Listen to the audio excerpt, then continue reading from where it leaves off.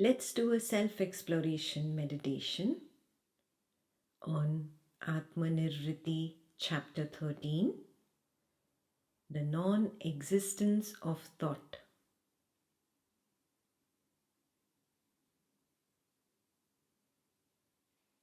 Let's sit comfortably. Let's keep our eyes open during this meditation.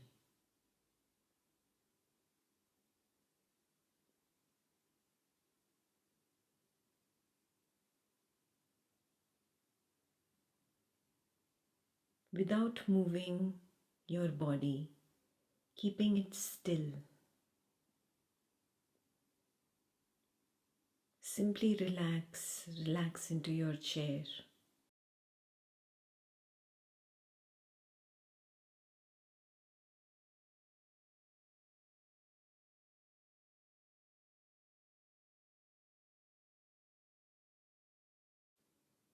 Look around at your own room.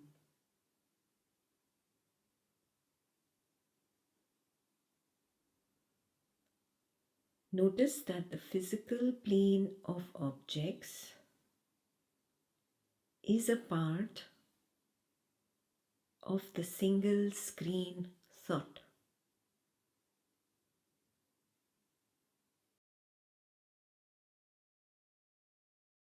The walls, the furniture, the computer, your own physical body are simply labels of Nama Rupa on the single screen thought.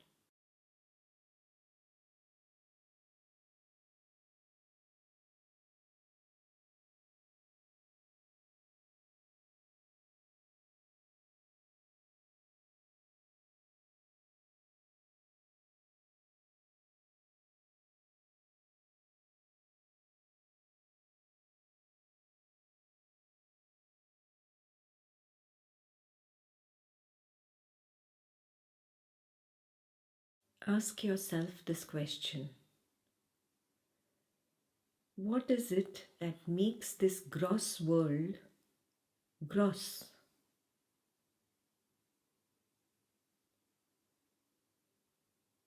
What is the main attribute of this gross world that qualifies it to be called gross?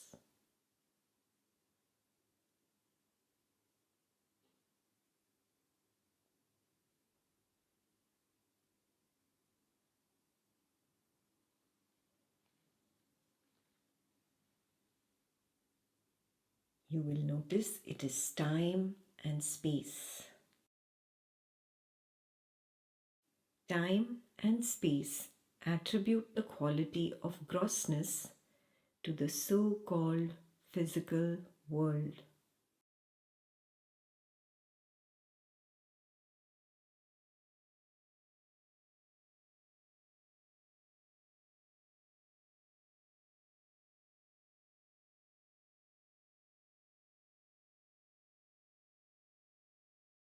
Let's look at time carefully.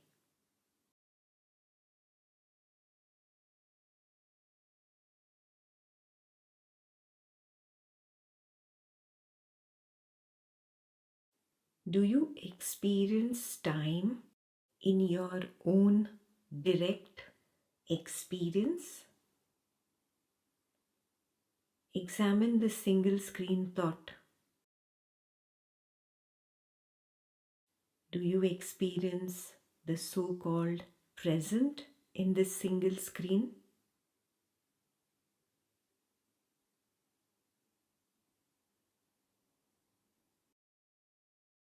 Or is time merely an idea? Merely another mental label?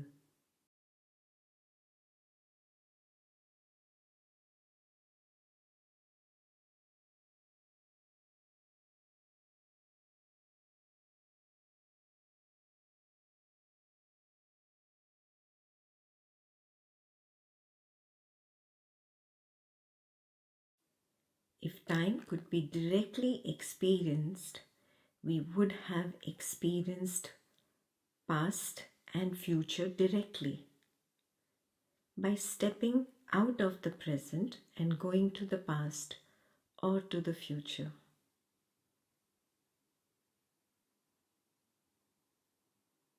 But this does not happen.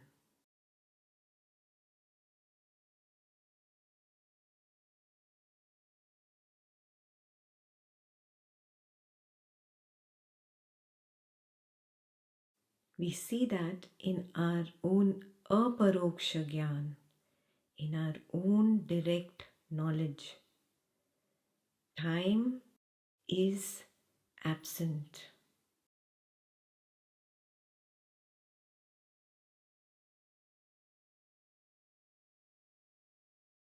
But there is something else that is giving the illusion of time to this gross physical world. What is that?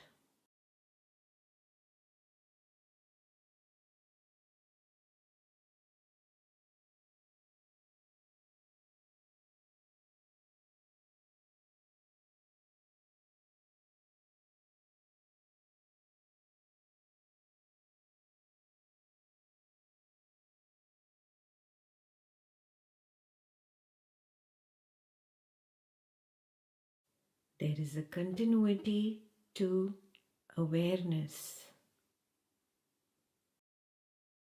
From my own aparoksha gyan, from my own direct knowledge, I can see that awareness is like an infinite, vast expanse that is eternal.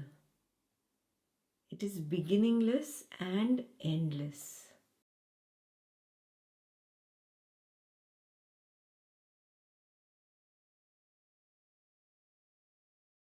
From this stand as the awareness, I recognize awareness as infinity.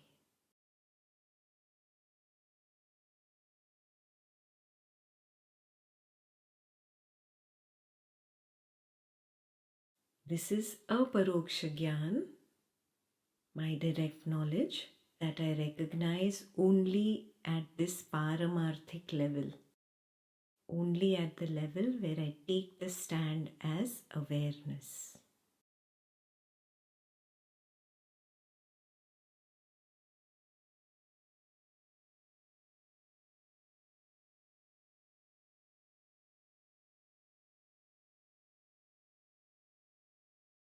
When I step down to the level of the mind, which is the pratibhasic level,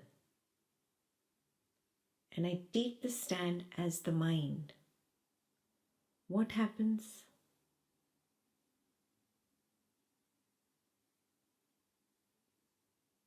Mind is equal to thought.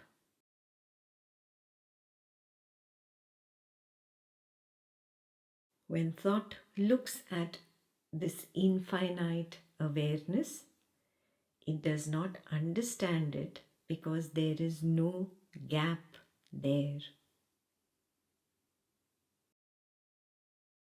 A gap or an interval is required for the mind to understand something and label it.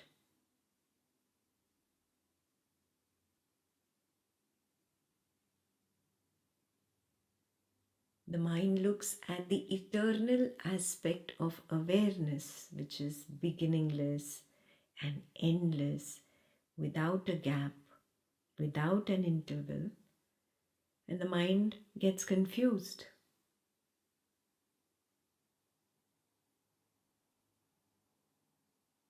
The mind is used to the gap. That is why it can label something as that which begins, exists, and lasts for some time and finally ends. That is what the mind can easily label. Awareness is beginningless, endless, without a gap. The mind cannot comprehend it.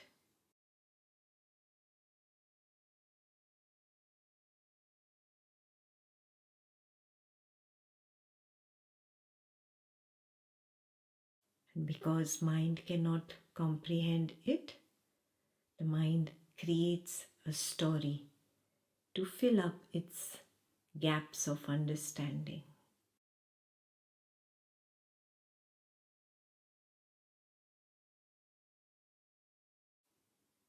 The mind's story labels the eternal nature of awareness as time.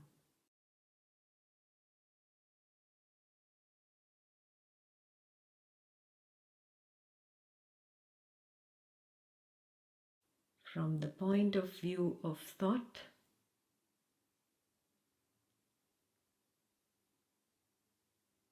eternity is time.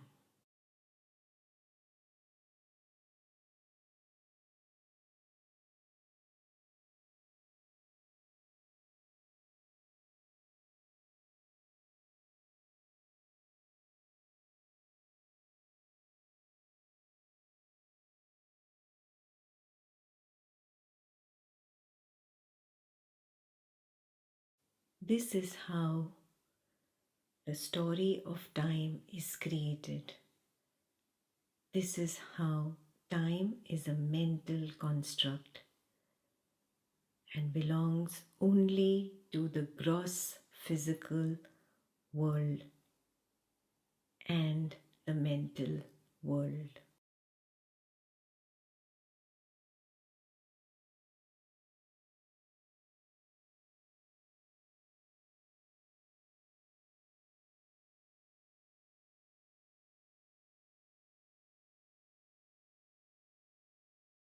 Now let's look at space. As space exists at the vyavharik level only, the transactional level of the gross physical world, we will have to step down to the level of the body and take the stand as the body.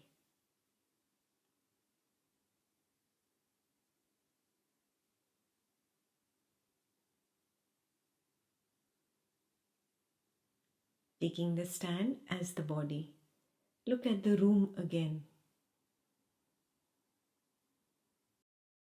and ask yourself, what is space?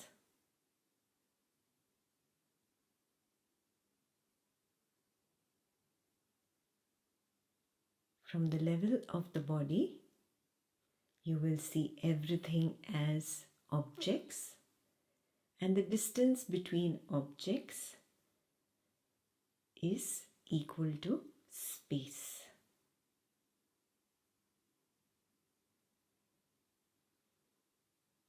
Now take the stand as the awareness again.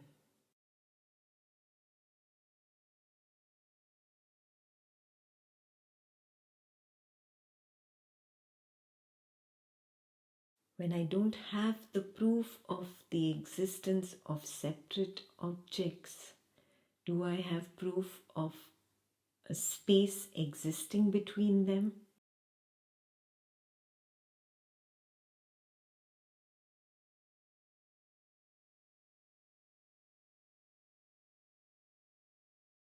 On careful examination, I will know that I only know perceptions of sight, sound, smell, taste, and touch.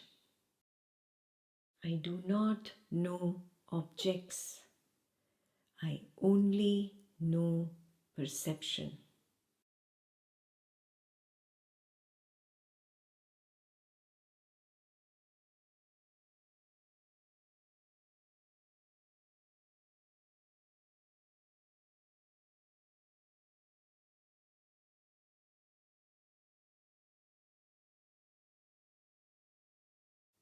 On careful examination, it will be seen that perception is also a thought.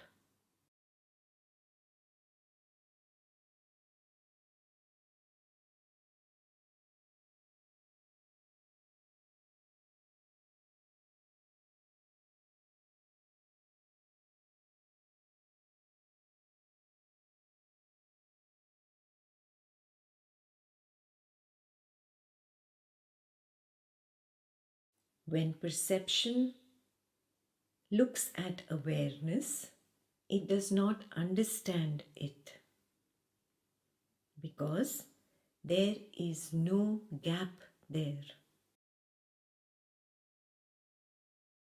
Awareness is continuous, beginningless, endless, without a break.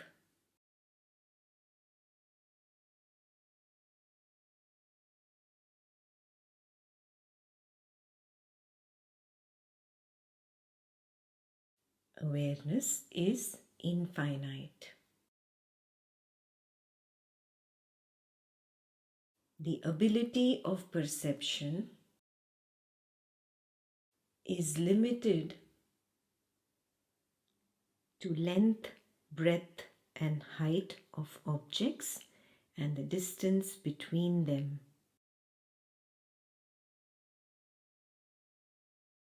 The distance between them has been labeled as space.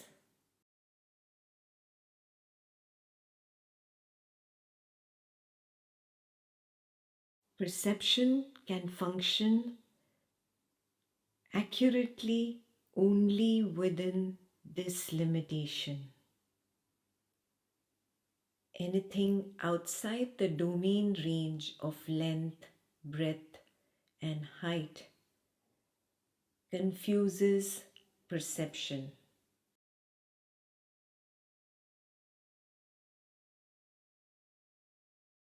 The single screen of infinite awareness, beginningless, endless, and gapless, therefore confuses perception.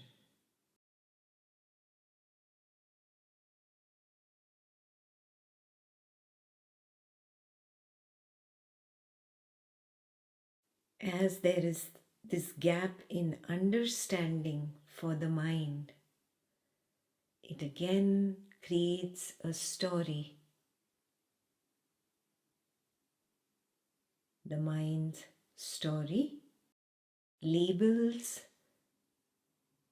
the nature of infiniteness of awareness as space.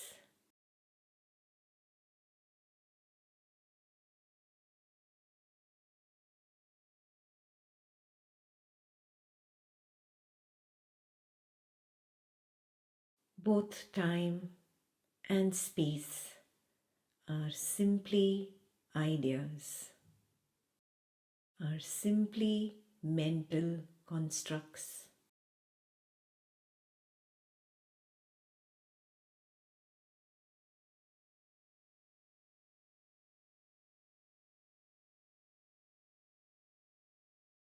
These mental constructs have defined the eternal nature of awareness as time and the infinite nature of awareness as space.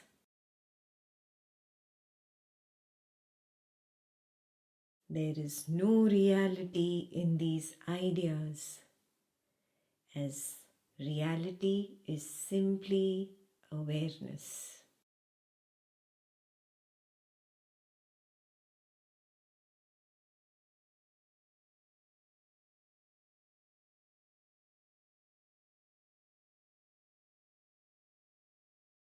Time is an idea.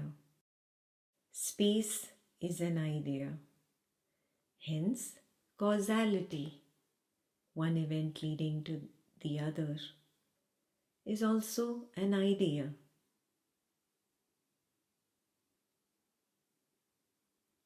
Time, space, and causality form the basis of this gross physical world.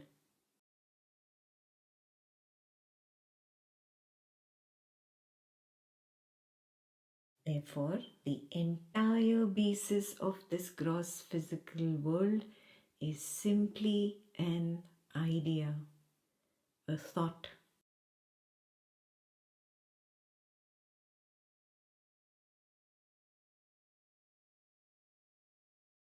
This proves that the gross physical plane does not exist as gross. It is merely an idea, a mere thought, a single screen thought.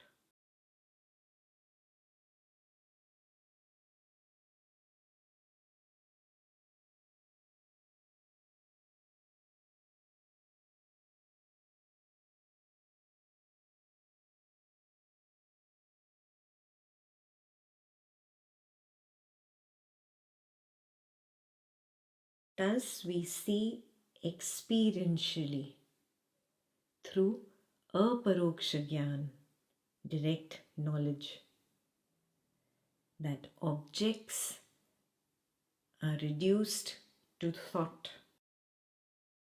a single screen thought.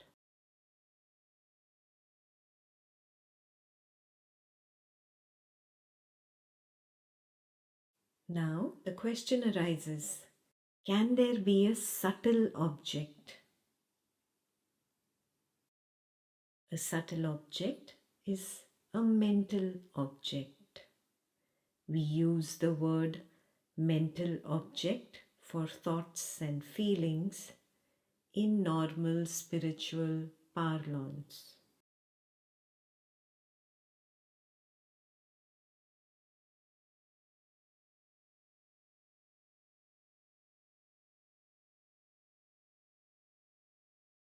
Can there be a subtle object? A subtle object is nothing but a thought form.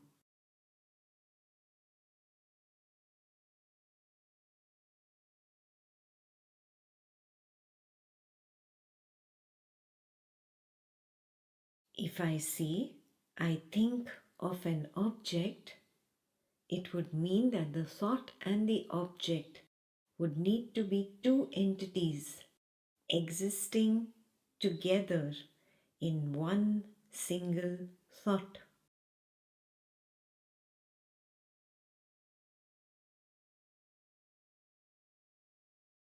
But one thought cannot exist in another.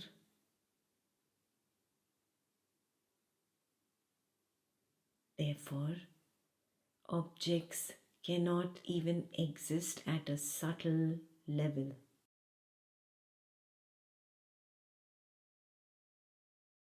The word mental object is also simply an idea.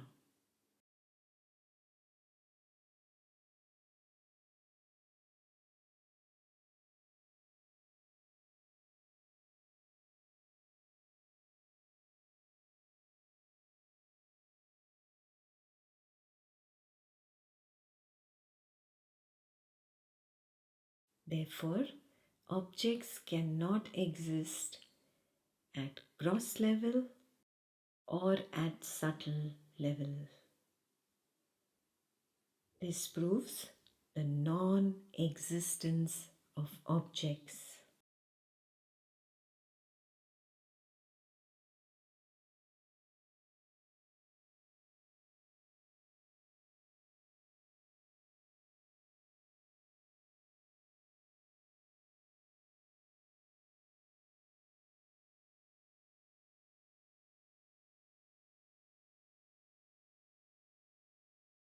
So far, we have seen that thought cannot hold an object, whether gross or subtle. This means that thought is actually objectless.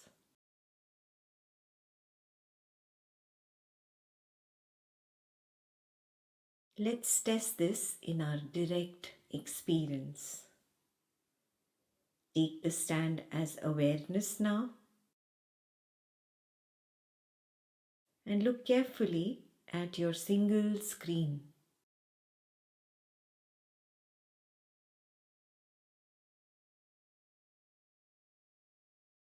On this single screen thought, do you find any gross objects?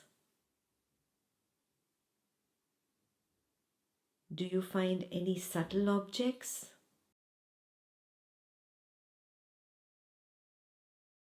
Can you say the gross object or subtle object ends here and awareness begins here?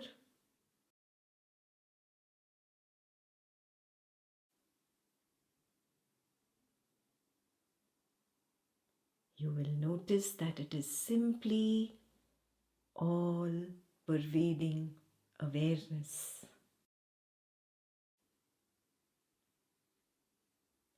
The material out of which the so-called gross and subtle objects are made up of is awareness. There is no object there in your single screen thought.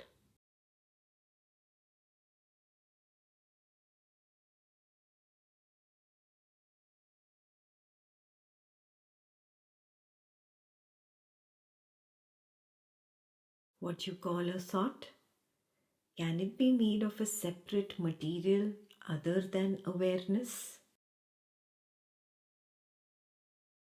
Only if it were made of another material other than awareness could you call it as not being objectless.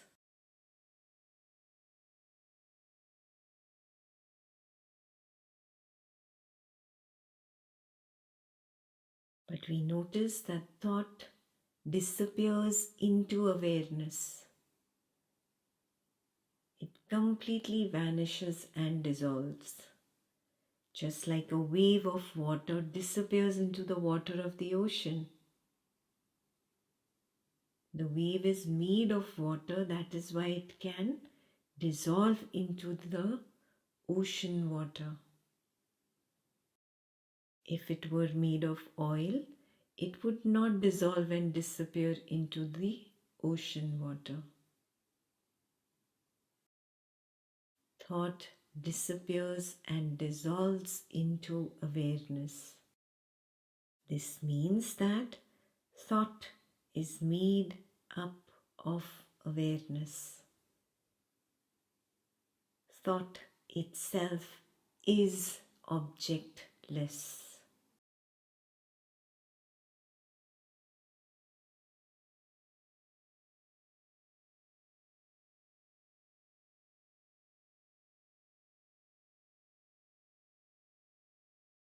Now look at your single screen.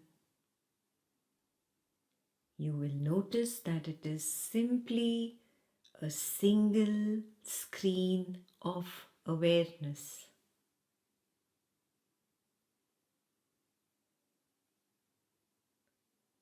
A thought is not a thought at all if it is objectless. How many objectless entities can there be?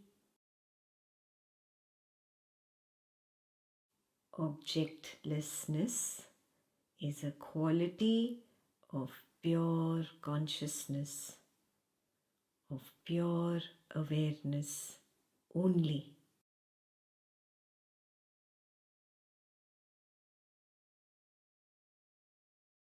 Thus, there is nothing like thought either. There is only a single screen of awareness.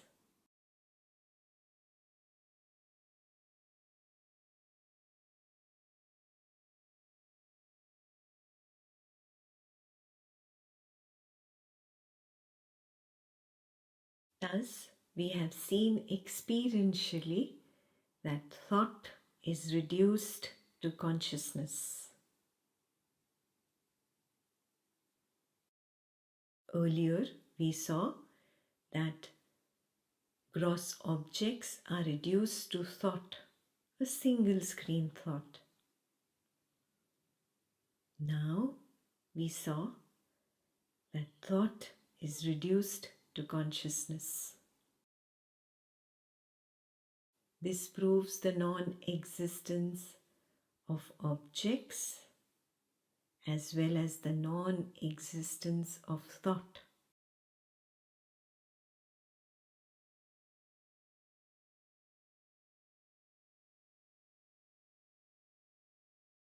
The non-existence of objects proves that the physical body does not exist.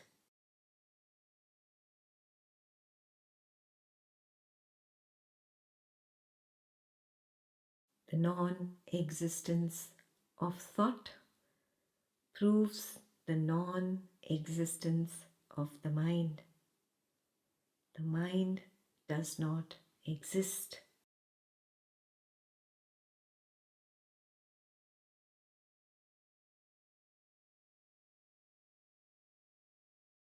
The witness consciousness is simply an I thought, simply the sense of I am. As we just saw, that thought is nothing else but objectless consciousness.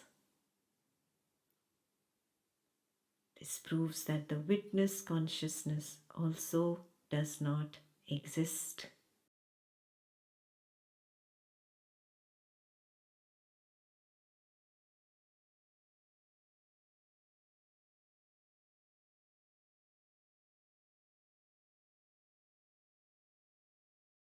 The body, the mind, the witness are all reduced to pure consciousness.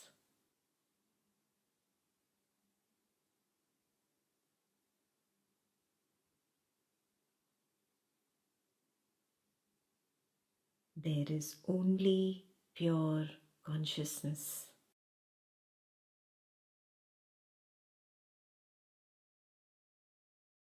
There is no world, no body, no mind, no witness.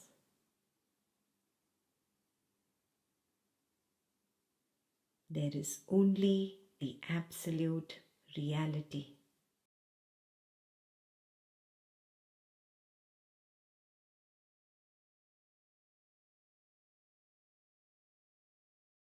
The absolute is unborn and eternal. Ajata. Ajata. Unborn. Eternal. This is the same as Buddha's description of Anutpada. No origin.